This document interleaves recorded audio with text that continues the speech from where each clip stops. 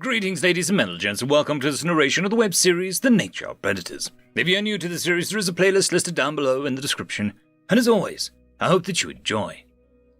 Chapter 79. Memory transcription subject, Governor Tava of the Vendel Republic. Date, Standardized Human Time, November 29th, 2136. Vendel resources were spread thin, with millions of rescues taxing our resources. Volunteers worked to exhaustion, and human refugees chipped in as much as anyone. The Predators' assistance was appreciated, but we had to monitor their interactions with the former cattle. I was certain they didn't mean any harm. However, the primates often didn't realize how terrifying their basic mannerisms could be. All it took was one Terran reacting with aggression or lifting their mask at the wrong time. If their secret got out within this facility, I could imagine how the rescuers would take the news. Would a former exterminator like Glim accept that our closest ally was a predator race? Could Hasey grasp the Federation's misdeeds after studying our idyllic relations in history? Hey, just so you know, one of every 10 races are flesh-eaters, I imagine myself saying. Oh, and our neighbors are predators. We're allied in a war against the Federation, but the Orcs are too. This was a delicate situation, regardless of outside intervention. A large chunk of these Vendel were raised in captivity and lacked any understanding of modern society. Their language and higher thinking functions were rudimentary at best. The Oxel hadn't exposed them to any other aliens or offered any welfare services. Governor Tava, it's your move, Sarah said. Hasey was laying on her stomach, inspecting the Jenga tower. The former historian had come out of her shell. It was good to see her taking an interest in Terran's culture. Noah and Sarah kept their answers vague, which failed to sate her curiosity. The humans brought this mock game with them today, and used it as an introduction to their recreation. My claw tapped loose a piece near the center, and I coaxed it out of its spot. The tower quivered a bit, which sparked my nerves. The Vendel rescues leaned in with interest, alertness in their eyes. Satisfied that the structure would hold, I set the plank atop. Noah rubbed his hands against. Wonderfully done. My turn. Dear stars. Glim flinched back and shot the human a wary glare. How did your voice go that deep, Noah? Have a bit of cough, the ambassador muttered, clearing his throat, making it very throaty. I apologize. Noah avoided turning to Glim, which would indicate binocular vision. The predator's emotions were invisible under the mask, but the Vendel exterminator's confusion was apparent. Male human speech had a growling texture, which added weight to their voice. This was in stark contrast to our squeaky pitch. The UN ambassador jabbed his hand forward with nerve tact, and yanked a piece from the bottom. The Jenga tower toppled over, crashing to the floor. I suspected Noah had lost the game on purpose, to distract Glim. The astronaut excused himself and sped out of the room. He realized how close he was to blowing his cover. Glim tilted his head. You Gaians are a strange species, Sarah. Noah did not seem sick to me this entire time. Noah tries to play tough. I bet he's doctored himself up with cough syrup, the Terran scientist responded. Something about you bothers me. It might just be that I can't reach you. If you aren't comfortable taking your masks off, I'd like to at least see an anatomical diagram of your species. I'll look into acquiring that for you, will you? That tone. What are you implying, Glim? The male Vendel pinned his ears back and swished his tail in irritation. I feared that he had already guessed the Gaians were predators. However, the fact that he was irked rather than afraid suggested that he might not have had the answers yet. The former exterminator's attitude was worsening by the day, though. It's positive that his spirit hasn't been crushed, but he's becoming a problem. Maybe he needs to be isolated from the humans. I heard from my family for the first time in years, yet you are limiting contact to pre-recorded messages. You won't let us watch TV or for entertainment or have access to the internet, Glim growled. You avoid every question we ask of you. There's something you don't want us to know. Sarah raised her hands. That's not fair. This isn't fair. I'm still in captivity in my home, here with my people. Dodgy aliens seem to be running the show. You won't even let us go outside to breathe fresh air. Hasey was listening in silence. Sarah, the museum. I want to visit it. Alarms coursed through my veins, as I knew I couldn't honor the requests. Humans appeared in every form of media, including fiction, and were a popular subject on the internet. Outside of these walls, Glim and Hasey would encounter Terran refugees, millions of them remaining on Vendel Prime, so they could be walking around unmasked anywhere. Sarah adjusted her facial garb.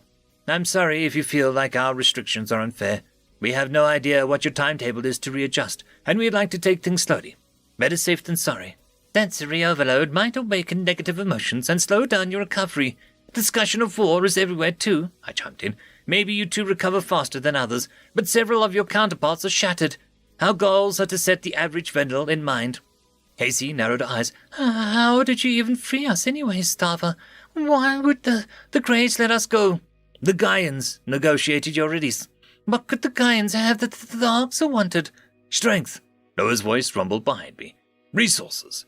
Blim's pupil snapped back to the doorway.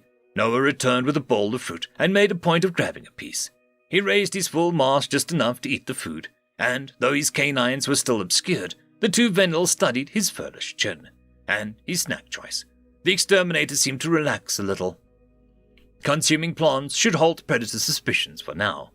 The Terran ambassador offered the fruit to the Vendel, who snagged a few pieces for themselves. He waved a berry-picking hand and ushered the rescue back to their room. It was a clear attempt to avoid further questions. We had to find a way to give them some of what they wanted. Hasey hugged Sarah as the scientist tucked her into bed. The female predator patted the Vendel gently, returning the affectionate gesture. The historian had no clue who her caretaker was. Compassion was a trait that we once reserved for prey, until we met the humans. We assumed predators were incapable of empathy. Glim shied away when Noah tried to adjust his blanket. The exterminator's skeptical look had intensified, following the ambassador's answer about the Arxor. Strength the Greys would respect was something to be feared, and not a quality prey should possess. Likewise, the only resource that interested the Dominion was food. What do you mean by strength and resources? The male rescue stuttered. Noah withdrew to the doorway. We defend ourselves, and we're proactive about it. We can find a scientific solution to anything, manufacture anything, even the unsavory stuff that the Arxor want. The Arxor want cattle to eat and killing tools. We did what was needed to get you back. We're going to protect the Vendel from now on. Heisey whined. You can't protect us from them. Nobody can. You're naive. Noah shoved his hands into his pockets, but pride exuded from his posture. There was a hunter's grace in his stride, the way he strutted, arcing his spine, asserting dominance. Even with the mask on, I could sense his vicious snarl. The human wouldn't stand for Earth's prowess being called into question. Oh, Hasey, we already beat the Arxor once. The Federation's only victory in hundreds of years was because of us, Noah stated. Have some faith. Sarah shook her head, flashing her hand in front of her throat. I scurried up to him and tugged at his wrist. My beloved needed to adjust his behavior, because that speech wasn't prey-like at all. Usually, Noah was more sensitive to our sensibilities. Perhaps it was Glim's profession, goading him into boastfulness. I dragged the human down the hallway, out of earshot of the rescues. Noah allowed himself to be maneuvered. There was no way that I could move him without his cooperation. After checking my periphery to see if either Vendel followed us, I took a deep breath. It was important that I used a hush voice to avoid prying ears. Why would you tell them that? I hissed. Your species found FTL months ago, and now you're telling them you single-handedly defeated the Arxor. How will they conclude that primitives did that? Sarah crossed her arms. Tarvera's right. These Vendel aren't ready for the facts. Remember what sort of reactions we got from normal people. The exchange programs. Offer. Noah sighed, throwing his hands in the air. Maybe we should get the truth over with, instead of dodging their questions and locking them up. Glim was an exterminator. Any deceit will down on his pre-existing beliefs. Hold your horses. I know they're going to find out eventually, but they've been here for 2 days. You'd be compromising the identity of all of our people. Glim and Hasey are strong-willed. We could break it to them in pieces. They deserve to know who Vendel Prime's closest ally really is. And who is that? A voice squeaked behind us. Who are you really? The Terran swiveled around to find Hasey. The instinctive reaction, their uncanny tendency to look right at the target, tipped off the historian.